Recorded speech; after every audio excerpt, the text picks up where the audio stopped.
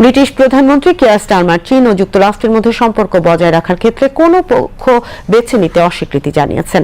৮ বছরের মধ্যে প্রথম ব্রিটিশ নেতা হিসেবে বেইজিং সফরের প্রাক্কালে তিনি সাফ জানিয়ে দিয়েছেন যে লন্ডনকে এই দুই দেশের মধ্যে যে কোনো একটিকে বেছে নিতে বাধ্য করা যাবে না। ব্লুমবার্গ নিউজকে দেয়া এক সাক্ষাৎকারে স্টারমার বলেন, ব্রিটেন ব্যবসা, নিরাপত্তা এবং প্রতিরক্ষা খাতে যুক্তরাষ্ট্রের সঙ্গে নিবিড় সম্পর্ক বজায় রাখবে, তবে বিশ্বের দ্বিতীয় বৃহত্তম অর্থনীতি চীনকে উপেক্ষা করা হবে কাণ্ডজ্ঞানহীন কাজ।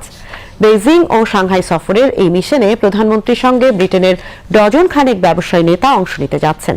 স্টারমার মনে করেন, চীনের সঙ্গে সুসম্পর্ক ব্রিটিশ কোম্পানিগুলোর জন্য বিশাল সুযোগ বয়ে আনতে পারে।